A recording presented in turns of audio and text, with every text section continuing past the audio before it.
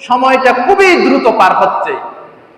ইয়াতাকারাবুজ জামান, এটা রাসূল সাল্লাল্লাহু আলাইহি ওয়াসাল্লাম 1400 বছর আগে ঘোষণা দিয়ে দিয়েছেন, কিয়ামতের আগে আগে সময় বেবরকত হয়ে যাবে।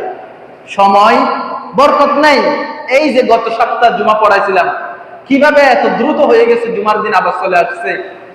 একটা সপ্তাহ একটা দিনের মতো হয়ে যাবে, একটা মাস একটা সপ্তাহের মতো হয়ে যাবে।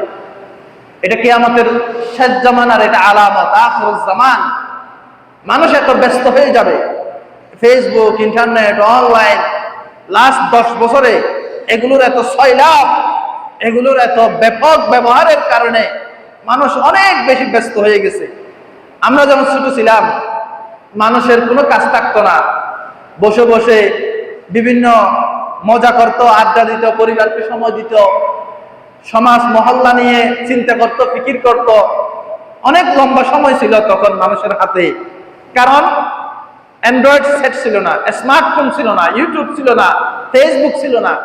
এগুলো না থাকার কারণে মানুষের ব্যাপক সময় ছিল, পরিবারকে সময় দিত, খেলাধুলায় সময় দিত, এবং রিল্যাক্স যেটাকে বলে, একটু প্রশান্তি, একটু শান্তির সাথে ঘুমাতো, এবং আরামের সাথে সে মানে কোনো মানসিক স্ট্রেস ছিল না, ডিপ্রেশন ছিল না, অস্থিরতা ছিল না।